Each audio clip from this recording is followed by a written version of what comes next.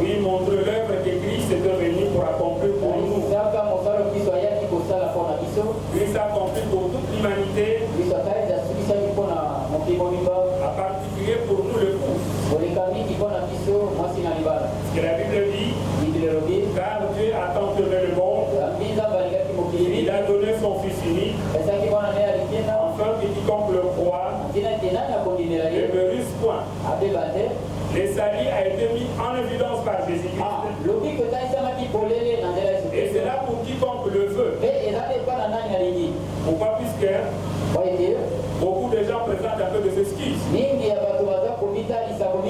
Au lieu de venir à Christ, d'accepter le Golgotha, ils sont en train de présenter des excuses. Et à nous qui avons accepté cela, nous sommes bénéficiaires des acquis de Golgotha. Nous sommes bénéficiaires du salut. Nous sommes bénéficiaires de la rédemption. Nous devons vivre comme des forêts de passagers. Nous devons vivre en conséquence. Avant que je puisse un peu creuser, c'est ce que je vais préparer aujourd'hui. Je vais faire un peu un lien avec ce que le frère Josué parlait ici. Moi, je veux parler sur l'année de jubilé. Puisque quand Christ mourait à Golgotha, quand il prenait le livre de la rédemption, pour nous c'était une année de jubilé. Il déclarait tout homme libre face au péché, face aux maladies, face aux difficultés, face à n'importe quel problème. Avec l'action de Golgotha, tout le monde a été rendu libre. Mais c'est comme le frère Josué l'avait dit, comme aussi le pasteur l'avait dit, dans la plupart des cas, nous ignorons ce que nous sommes. C'est pour cela même le frère Branham a apporté une prédication intitulée l'amnésie spirituelle. Dans la plupart des chrétiens que nous sommes frappés par l'amnésie. L'amnésie, c'est la perte de la mémoire. Et qu'est-ce qui nous fait sombrer dans l'amnésie? Ce sont les coups de l'ennemi. Ce sont les maladies. Ce sont les attaques. Les attaques là font à ce que nous puissions oublier notre identité. Or, quelles que soient les attaques, quelles que soient les maladies, il faudrait que nous puissions reconnaître que c'est que nous sommes. Nous sommes le fils du grand roi. Le créateur des cieux de la terre, c'est notre Père. Je voudrais que nous puissions un peu aller sur les événements modernes remplis par la prophétie. Là, c'est aussi un mot sur ce qui se passe à l'Ukraine. C'est quand nous sommes en train de parler de cela, c'est comme si nous donnons l'impression que nous sommes pour Poutine. Nous ne sommes pas pour Poutine. Également, nous ne sommes pas pour les États-Unis. Que ce soit les États-Unis, l'Union européenne, ou Poutine, tous seront détruits. Poutine, à son tour aussi, il est en train de tuer. S'il faut voir ce qui se passe à l'Ukraine, il ne fait que bombarder. Alors quand on voit que non, c'était les États-Unis qui se sentaient forts, maintenant c'est le tour de Poutine. Maintenant c'est le tour de Poutine. Antiwa, il faut que nous on soit derrière Poutine. Loin de là. Et quand nous nous voyons, c'est que Poutine est en train de faire. Nous ne pouvons que remercier le Seigneur qui nous a donné un vrai prophète dans ces temps de la fin. Ce que Poutine est en train d'accomplir, c'est la prophétie du Seigneur qui s'accomplit. Et face à ce que Poutine fait, quelle est notre attitude face à cela? Oui. Poutine accomplit la prophétie du Seigneur. négatif. Oui, dans un côté négatif. Puis en tuant, nous voudrions accomplir le prophétie du Seigneur du côté positif. C'est-à-dire en vivant la parole du Seigneur, en guérissant le malade, en répandant l'évangile, en dépeuplant l'enfer, diminuer les gens en enfer, pour les amener à Jésus-Christ. En fait, c'est ça notre mission. C'est-à-dire, une fois que nous voyons ce que Poutine est en train de faire, cela devait nous interpeller. Surtout l'Église. L'Église doit s'interpeller. Puisque les gens croient d'emblée. J'ai vu même beaucoup de dénominationnels qui sont en train de parler et ils parlent souvent sur les événements eschatologiques.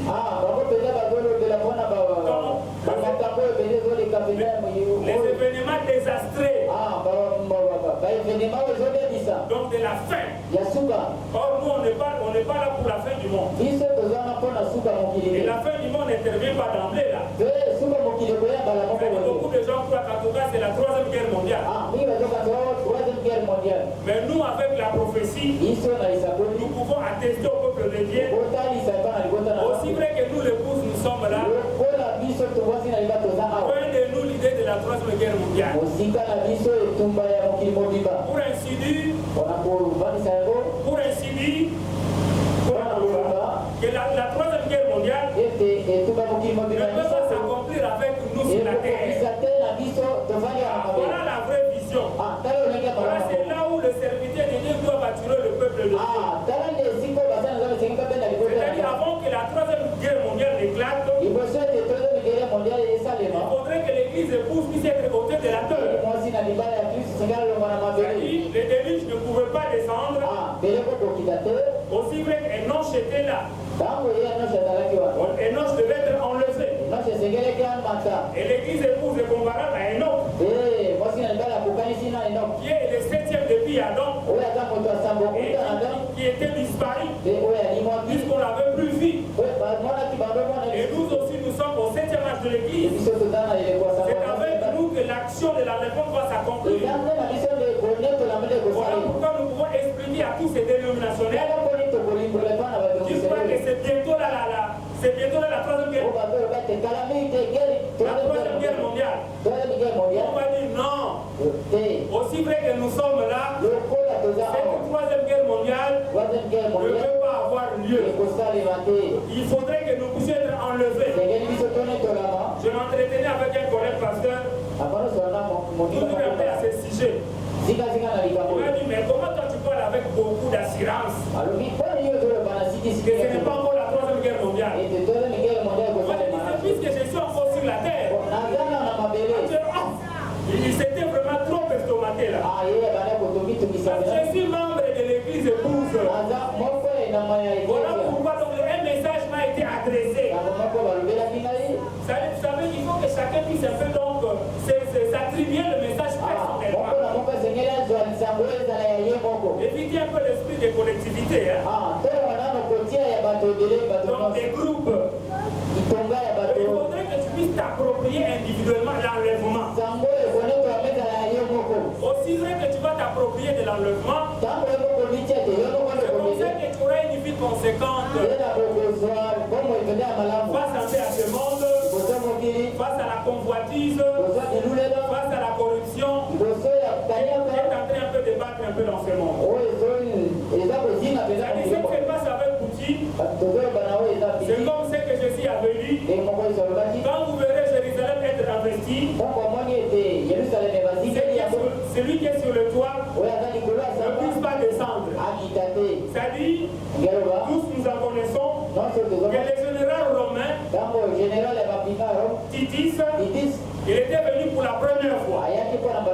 Quand il est venu pour la première fois, les disciples qui étaient avertis, c'est-à-dire ils ont fui directement à Jérusalem. Mais Titus n'avait pas détruit directement. C'est ce qui se passe actuellement. C'est ce qu'on voit avec Moscou.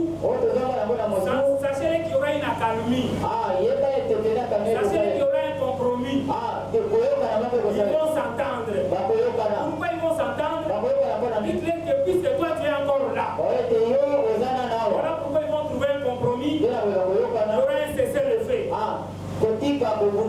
La preuve en est que Poutine disait c'est lui qui va s'hasarder à aider l'Ukraine. Je veux m'en charger de lui. Et nous avons vu l'Allemand donner les armes. Le missile Stinger, il en a donné. Nous avons vu la Turquie donner aussi des drones. Mais c'est lui qui est en train de mener un peu de pourparlers actuellement. C'est lui qui est en train de mener des pourparlers. Donc la médiation. C'est le président turc. C'est lui maintenant, j'ai vu même le porte-parole un peu de Moscou aller en Turquie. Le porte-parole encore de l'Ukraine en Moscou, le porte-parole de l'Ukraine encore, aller au niveau de Turquie. Tout ça c'est pour un peu chercher dans une attente. C'est-à-dire, aussi vrai que nous serons enlevés, aussi vrai que nous serons enlevés, alors que vous verrez Satan un peu sortir un peu de vous. Les bombes là qu'on appelle Satan vont se déchaîner au niveau des États-Unis. C'est-à-dire pour nous, Moscou, c'est une interpellation. Donc de pouvoir prendre notre préparation en conséquence. Nous devons vraiment donc faire de sorte que les signes nous soient appliqués. Puisque le Seigneur Jésus-Christ est à la porte. Comme je vous l'ai dit, que je veux parler sur l'année du jubilé. Nous sommes dans le livre de Deutéronome. Qu'est-ce que je dis dans le livre d'Exode? Exode chapitre 21.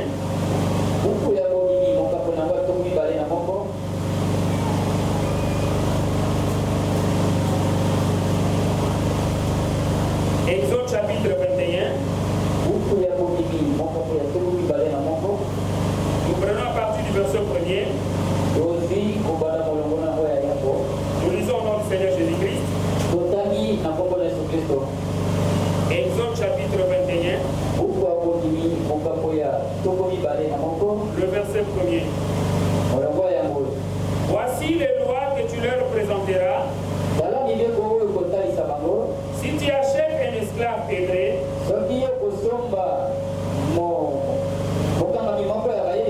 il servira 6 années.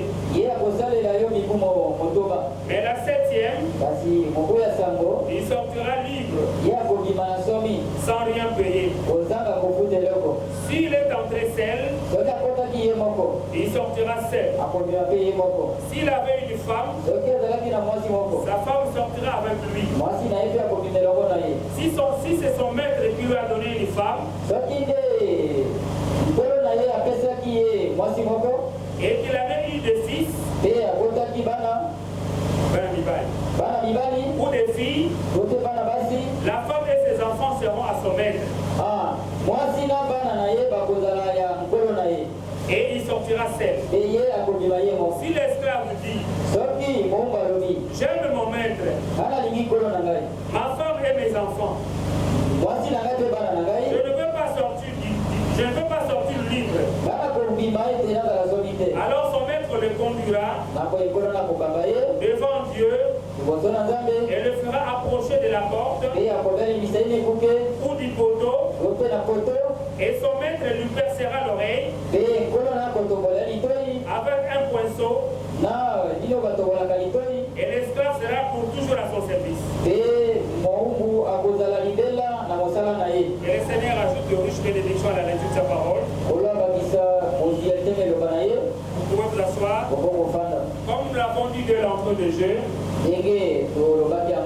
que nous avons voulu faire un peu un lien avec ce que l'Esprit nous disait avec le passage de notre frère Josué. Et nous avons parlé sur le livre de l'Apocalypse chapitre 5. Oui, où on nous montrait la rédemption. Dans l'Apocalypse 5, chapitre 5, il nous a montré Jean qui était à l'île de Patmos et il avait vu celui qui était assis sur le trône, il tenait entre ses mains un livre écrit en dedans et en dehors. Et ce livre était scellé de 7 sceaux. Et il a également vu un ange puissant qui criait avec une voix forte en disant qui est digne d'ouvrir ce livre et d'en rompre le sceau. On a regardé dans le ciel, il n'y avait personne. Sur la terre, il n'y avait personne. Et sous la terre, il n'y avait personne.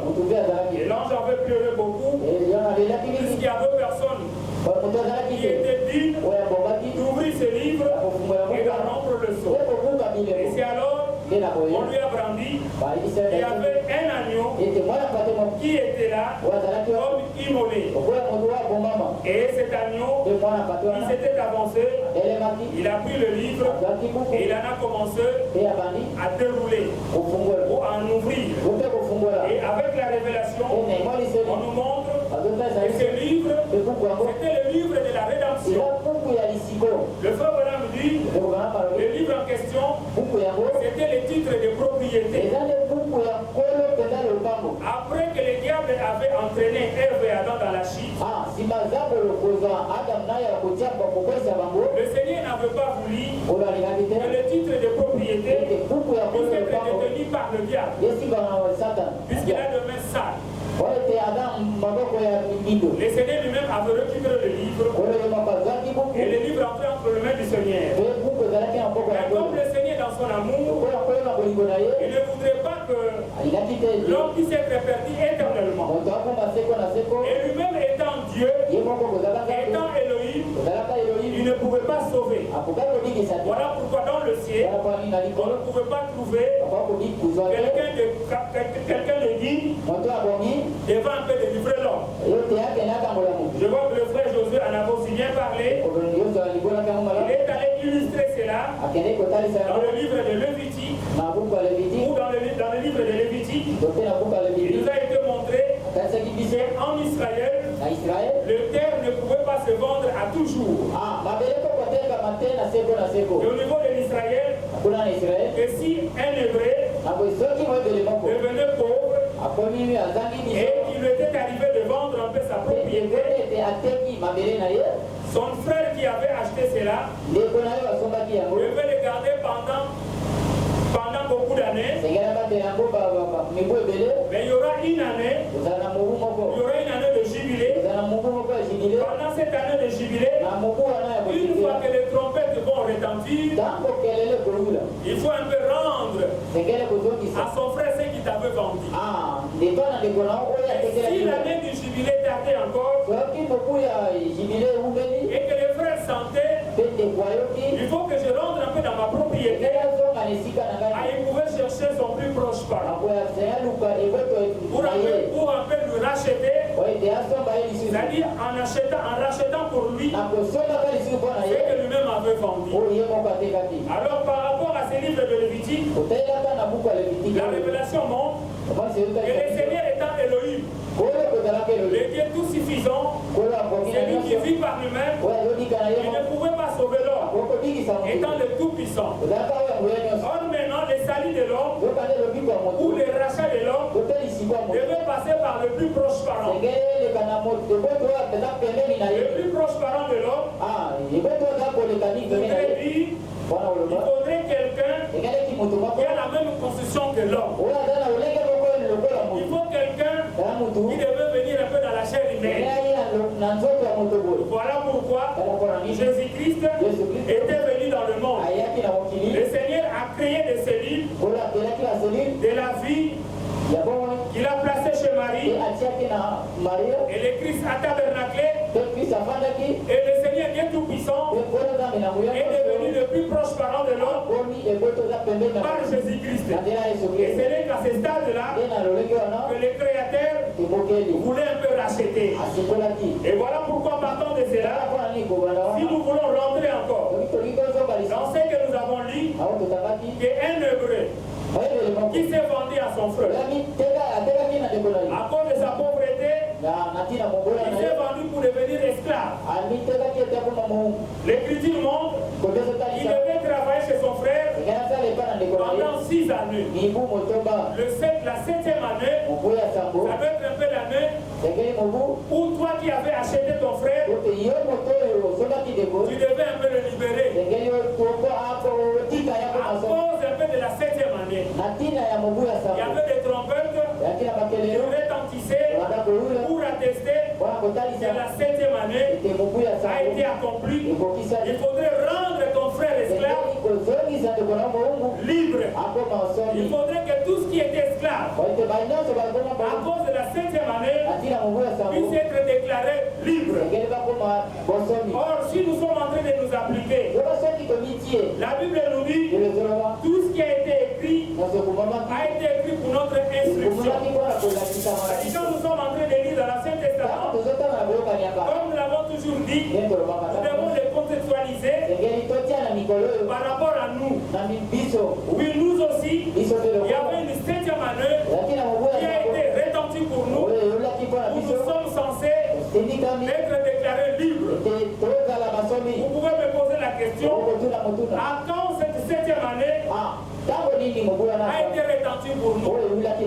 Oui, quand l'agneau s'était avancé devant celui qui était assis devant le trône, et quand il avait pris le livre, et quand il a commencé à dévoiler ses livres, le frère Branham me dit que c'était le livre de la rédemption dans lequel nos noms ont été inscrits. Quand Jésus-Christ mourait à Golgotha, pour nous c'était la rédemption. C'est-à-dire nous ne pouvons plus jamais être retenus dans le lien de l'esclavage du péché. Voilà pourquoi nous voulons annoncer au peuple de Dieu, tel que vous êtes là, avec la mort de Jésus-Christ à Golgotha, vous êtes libre devant n'importe quelle maladie, devant n'importe quelle chaîne. C'est-à-dire qu'il n'y a aucune réclamation sur vous. Vos familles ne peuvent plus vous réclamer. Vos quartiers ne peuvent plus vous réclamer. Vos parents ne peuvent plus vous réclamer. Il y a un sang qui a été versé. Il y a un prix qui a été payé pour que vous puissiez être libre. Vous appartenez actuellement à une race royale. Donc vous êtes de la race de Dieu. Voilà pourquoi l'apôtre Paul, sous l'inspiration du Saint-Esprit, pouvait dire qu'il n'y a plus de condamnation pour tous ceux qui sont en Jésus-Christ. Ah, c'est ce qui est important. C'est ce que nous avons vu. C'est ce que nous avons dit. Christ est mort pour toute l'humanité. Mais il faudrait que l'humanité maintenant accepte l'action du Seigneur Jésus-Christ. Puisqu'avec Jésus, la vie a été mise en évidence. Avec Jésus-Christ, le salut a été rendu accessible à tous ceux qui doivent croire au Seigneur Jésus. Dans l'apôtre Paul dit, il n'y a plus de condamnation pour tous ceux qui sont en Jésus. C'est question de se vérifier. Est-ce que tu es en Jésus-Christ? Puisque si tu es dans le Seigneur Jésus, il n'y a aucune réclamation sur toi. Il n'y a aucune condamnation. Oh non, nous dans la famille, nous avons des maladies héréditaires.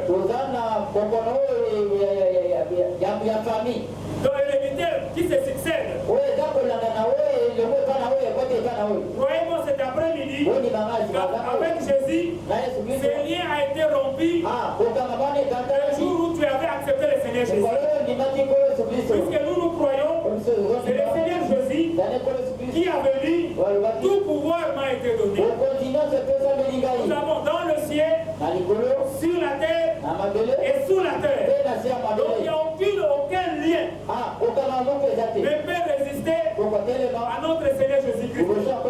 Oh non, par rapport à nos ancêtres qui sont morts, quand ils étaient morts, ils avaient fait des sacrifices. Alors maintenant, s'il faut que nous puissions être délivrés de ça, il faut aller dans le cimetière. Croyez-moi cet après-midi, la Bible nous dit, quand Christ est mort,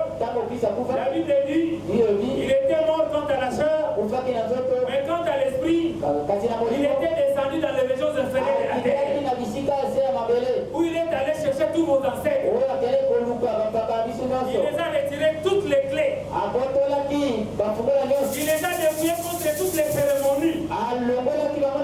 Les cérémonies qu'ils avaient faites, qui te limitaient. Et Christ était descendu là-bas. Et il n'était pas seulement mort, il était aussi ressuscité. Et quand il était ressuscité, c'est pour vous accorder la vie. La victoire du Seigneur Jésus, c'est ça votre victoire. Voilà pourquoi nous vous déclarons, par la vertu de la puissance de Dieu, libre contre toutes les jalousies même des gens. Même les jalousies du quartier. Ne croyez pas à cela. Ils ne feront rien. Même à toutes les cérémonies, ils ne feront rien. La Bible dit, si l'on forme des complots, cela ne proviendra pas de moi. Et que toute arme qui sera forgée contre vous sera nulle et sans effet. D'ailleurs, le livre d'Ésaïe est bien placé pour un peu montrer comment nous sommes libres. Allons un peu dans le livre d'Ésaïe, le chapitre 52.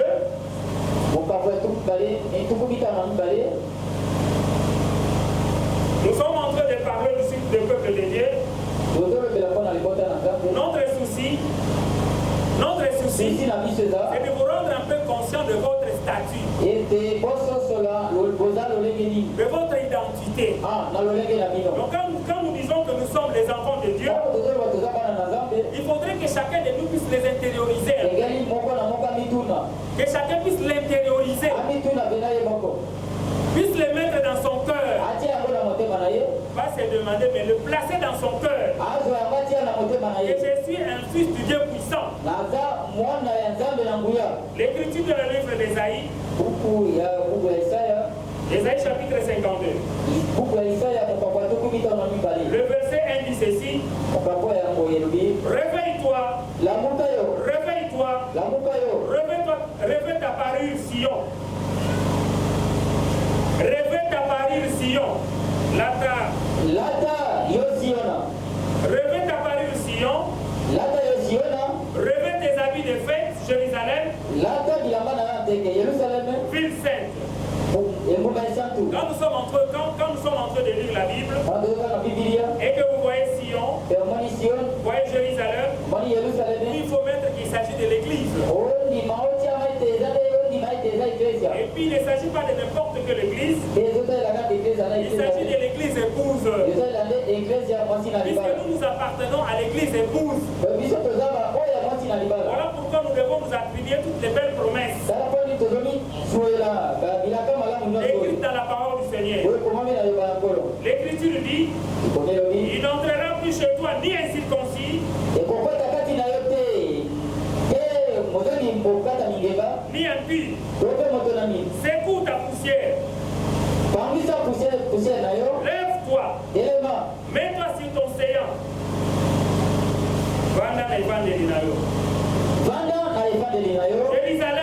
Jérusalem, détache le lien de ton cou. Captive fille de Sion. Car ainsi par l'Éternel, c'est gratuitement que vous avez été vendus. Et ce n'est pas à prix d'argent que vous serez rachetés. Aussi vrai que nous avons été vendus gratuitement, tel que nous sommes là, nous n'avons pas aussi un prix à donner. Pour nous. Et ce prix-là, c'est quel prix? C'est le sang du Seigneur Jésus. Quand le sang du Seigneur Jésus-Christ a été versé à Golgotha, c'est le prix-là qui a été payé pour nous. Vous savez, nous avons été vendus gratuitement quand? Lorsque Adam tombait, et là nous avons été vendus comme esclaves dans le péché. Gratuitement. Voilà pourquoi l'Esprit insiste. Aussi vrai que nous avons été vendus gratuitement, notre rachat aussi est aussi gratuit. Et notre rachat, c'est avec quoi? C'est avec le sang du Seigneur Jésus. Sentez-vous libre. Marchez sans culpabilité. jamais le diable te montre un peu que non, c'est toi qui es fautif. Puisque de temps en temps, ce que le diable peut te montrer, ce sont tes fautes du passé. Or en nous, la Bible nous dit, nous sommes censés de regarder vers l'avant. La Bible nous dit, et le regard sur le Seigneur Jésus-Christ. Que le diable ne puisse pas t'amener en arrière.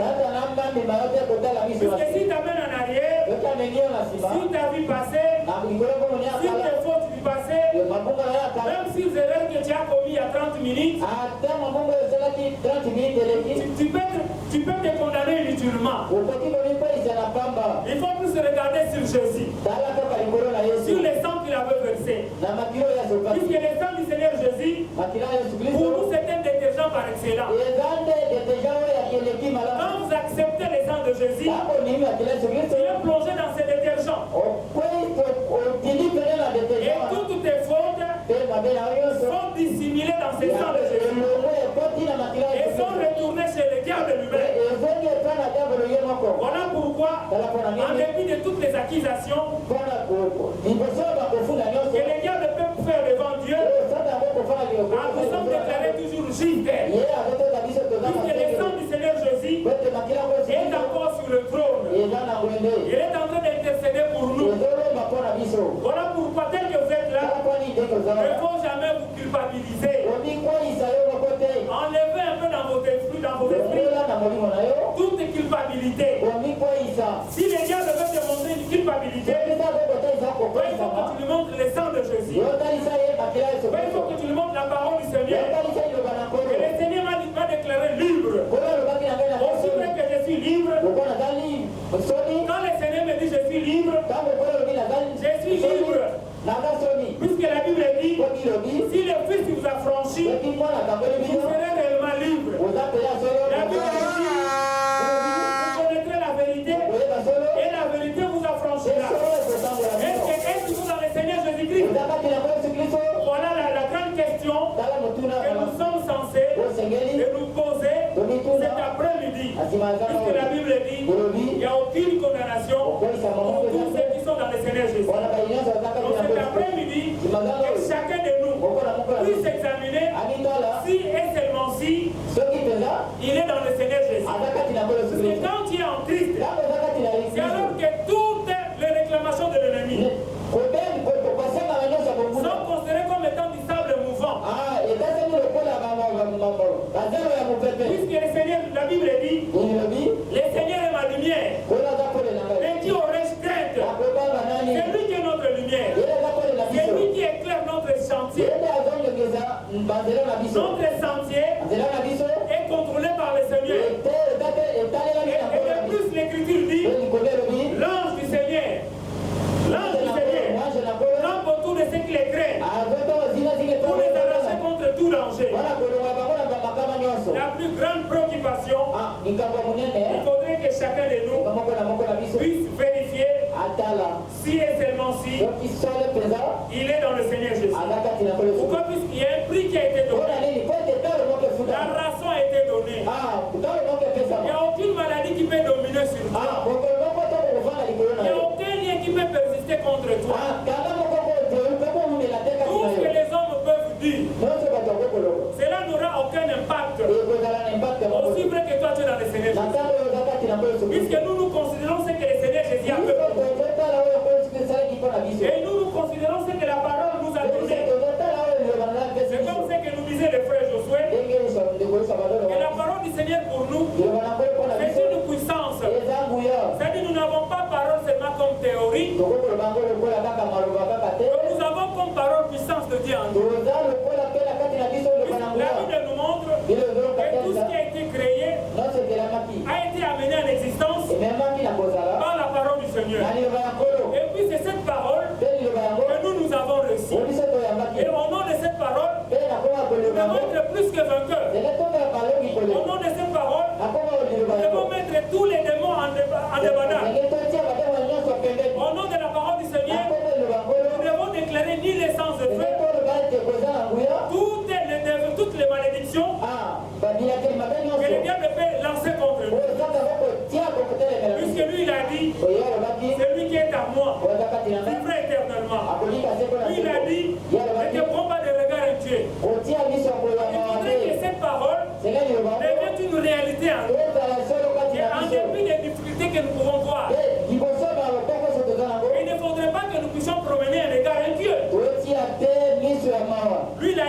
te délaisserai point. Est-ce qu'il faut croire l'ennemi, bien croire la parole du Seigneur? Il nous convient de croire la parole du Seigneur. Puisque nous croyons que notre Seigneur est la vérité. La Bible dit de lui, quand tu le dis, et la chose arrive. Nous devons croire que la parole à laquelle nous avons cru est une puissance qui nous guérit. Quand le Seigneur dit, je suis le Seigneur Dieu, qui vous guérit de toutes vos maladies, restons accrochés à cela. Et lui nous a guéri de toutes maladies. Puisque vous savez l'assise de l'ennemi, le diable lui n'a pas honte. Il n'a pas honte de nous attaquer. Et nous aussi ne tombons pas dans son piège. Aussi vrai que lui ne se fatigue pas de nous attaquer. Nous aussi, il ne faudrait pas que nous puissions nous fatiguer en croyant la parole du Seigneur. Il faudrait que nous puissions être persévérants. Comprenez que la Bible dit, c'est celui qui va persévérer jusqu'à la fin qui sera sauvé. Quand la Bible utilise le mot persévérance, c'est puisqu'il sait qu'il y aura des difficultés qui seront pendantes. Oui, qui seront pendantes. Et pour les difficultés qui sont pendantes là, il faudrait que toi, enfant de Dieu, tu saches que c'est un petit test dans lequel le Seigneur est en train de me faire passer.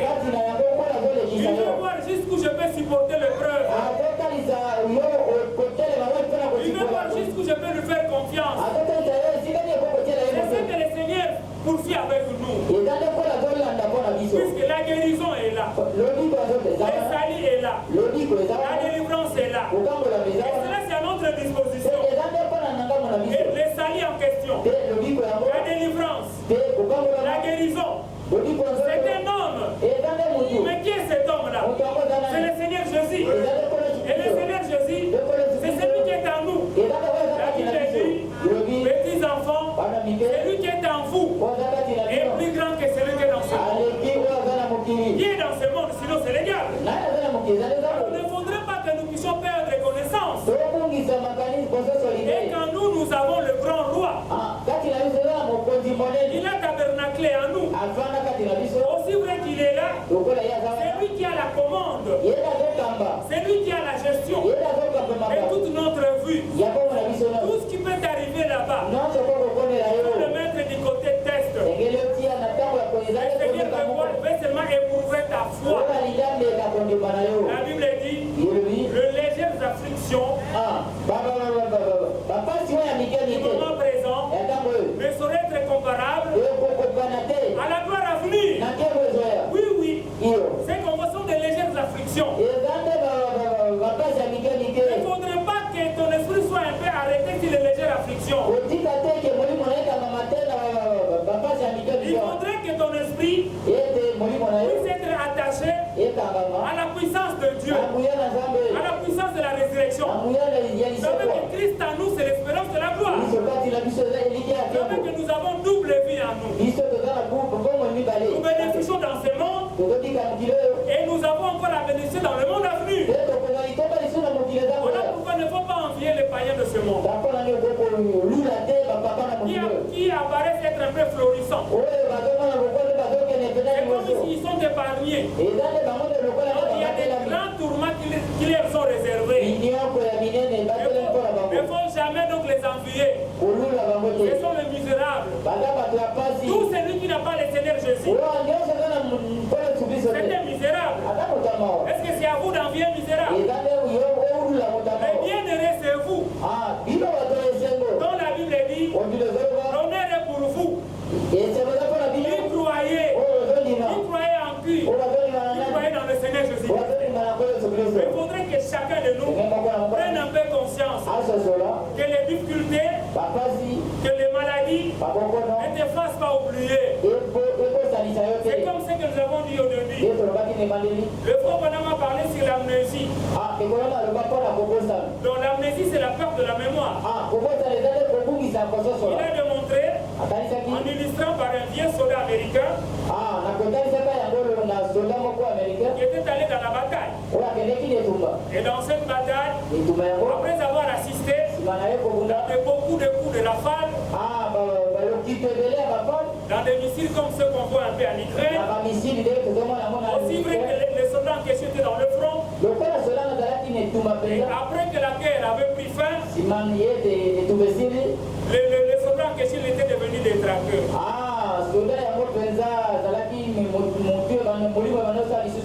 Donc son esprit était abîmé. Et après la guerre, c'est question que chacun rentre un peu dans son pays ou dans sa famille. Mais les soldats là qui étaient devenus un peu détraqués, qui étaient frappés par la perte de mémoire, ils rentrent dans son pays, mais maintenant il ne savait pas identifier sa maison. Il ne savait pas identifier sa famille. Tout cela pourquoi? Mais c'est à cause des coups. Donc des balles, des missiles pendant la guerre. Voilà ce qui un peu donc fait détraquer ces gens-là. Alors qu'il combattait pour un peu dans sous les signes un peu de son pays. Donc quand il combattait, c'était sous les drapeaux. Donc il avait tout l'appui un peu de son pays. Il avait l'appui de son pays. Mais lui maintenant les coups dans le combat, il a perdu un peu la tête. Il n'y a pas moyen encore de lui donner un peu de médaille. Sous cette folie. Les combats encore à ces chrétiens que nous sommes. Voilà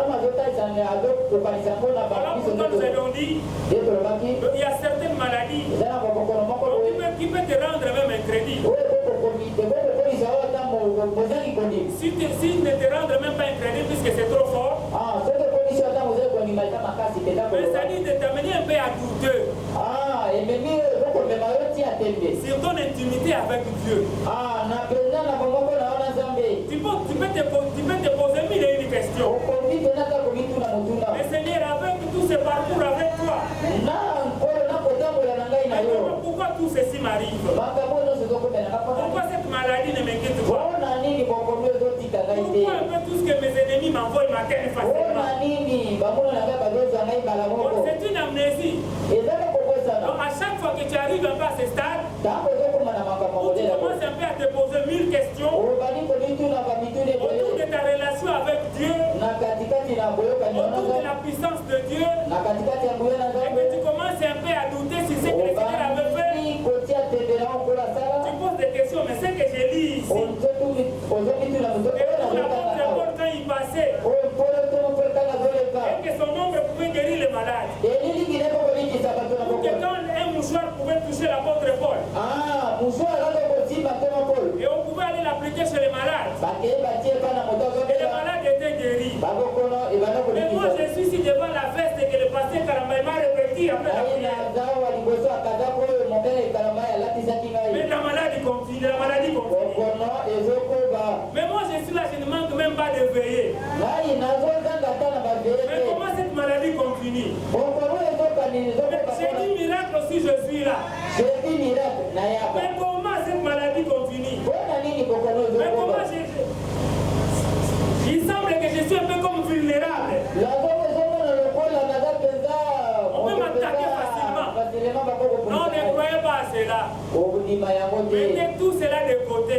Nous n'oublions pas que le peuple d'Israël tombe un peu dans l'amnésie. À chaque fois que si un esprit pareil vient un peu te visiter, il faudrait que tu te rendes compte que je suis le Fils du Dieu Tout-Puissant. Que j'ai reposé ma foi sur le Seigneur Jésus-Christ.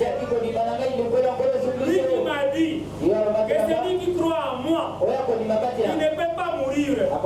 Que lui qui m'a donné toute sa puissance, il faut toujours croire à toute sa puissance. Il a dit, voici les miracles qui accompagneront ceux qui auront crié à mon nom. Et le passé nous l'a beaucoup dit ici. Même si tu vois la chose contraire, il faut que tu restes attaché à ce que Dieu a dit. C'est ce que nous avons dit. Tout ce qui t'arrive là-bas, le Seigneur veut seulement voir la patience. l'amnésie. Puisque les combats, les difficultés, les maladies, oui c'est simple, ça peut te faire tomber dans l'amnésie. Comme l'amnésie pour toi ici, ce n'est pas que la folie naturelle, mais un peu le scepticisme. Tu commences à douter. Vous savez comment les doutes là va s'élever? Les doutes ne commencent qu'avec les raisonnements. Tu commences à comparer ta situation avec un peu celle des autres. Mais comment l'autre est là? Que lui, son cas a vite un peu trouvé solution. Mais moi, mon cas, depuis que je suis là, il n'y a pas de solution. Mais il ne faut pas réfléchir un peu de la sorte. Nous devons croire qu'un prix a été donné pour nous. Nous devons croire que par ces maîtres ici, nous avons été guéris. Nous devons croire qu'il n'y a aucune chaîne ne peut résister contre nous. Nous devons croire qu'il n'y a aucun lien ne peut résister contre nous. De la même façon que toi tu crois que le diable peut t'envoûter, il faut plus croire que la délivrance est en Jésus-Christ. L'amnésie nous pousse à croire plus un peu à la puissance de l'ennemi. Voyons plus un peu à la puissance de Dieu. Puisque avec la prédication du frère Branham, intitulée La rédemption par la puissance, le frère Branham montre et quand les enfants d'Israël sortaient de l'Égypte, il montre un peu qu'il y avait trois choses. Il y avait la puissance de Dieu, il y avait la puissance de l'ennemi, et puis il y avait la foi du peuple de Dieu. Mais dans la plupart des cas, vous allez voir que le peuple a tendance à croire à la puissance du diable. Comment cela a été manifesté?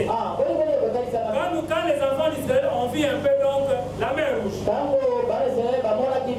Devant est la mer rouge, derrière c'était l'armée de Pharaon.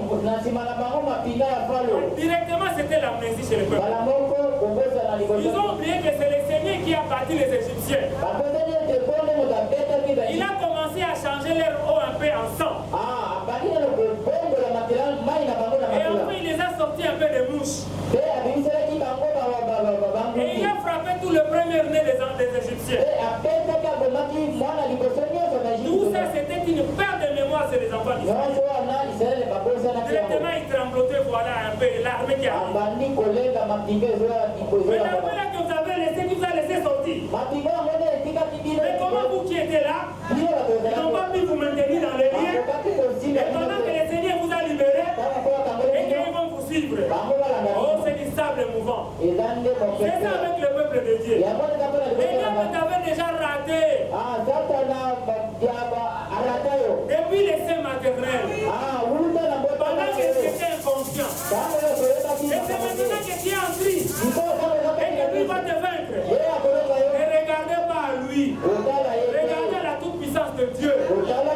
L'Écriture avait dit, les Égyptiens que vous voyez, vous ne verrez plus jamais. Voyez plus à la puissance de Dieu. Que le Seigneur vous bénisse. Nous allons nous mettre debout. Nous allons prier le Seigneur.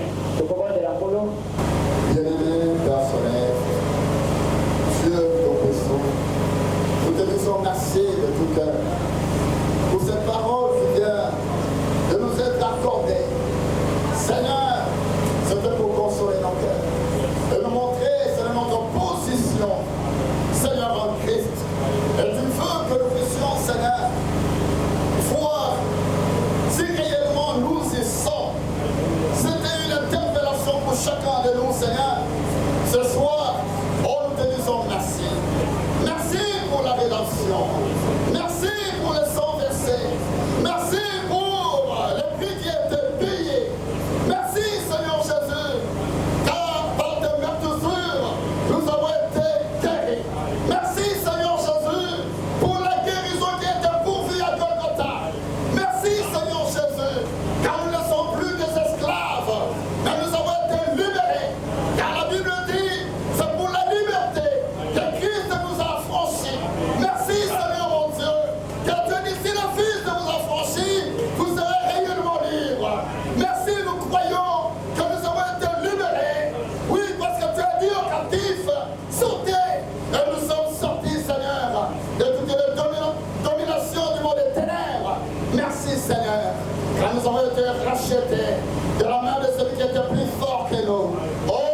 merci Seigneur. Je te dis merci. Merci pour cette parole. Rends-nous la vie selon ta parole. Que nous venons l'entendre maintenant même. Merci Seigneur Jésus. Merci. Merci Seigneur. Quand tu as dit comme Isaac, vous êtes aussi les fils de la promesse. Merci Seigneur que nous sommes en droit de posséder toutes les promesses de la Bible. Merci Seigneur. Merci. Et je te recommande ton serviteur. Je te souvenir de lui, Seigneur, de bénir son foyer, Seigneur. Tu connais ses besoins, ses préoccupations du moment présent. Puisses-tu nous venir en aide, Seigneur. Qu'il voie encore ta main, Seigneur mon Dieu, s'étendre sur lui, que sur son petit foyer. Je t'en prie, Seigneur. Remplis-le encore du Saint-Esprit, de ta sorte que prochainement, Seigneur, alors qu'il s'étiendra encore derrière cette chair, que nous soyons bénis. Merci, Seigneur. Bénis, Seigneur, cette soirée, alors que nous quitterons ces lieux, Seigneur. Sois avec nous en chemin. Écarte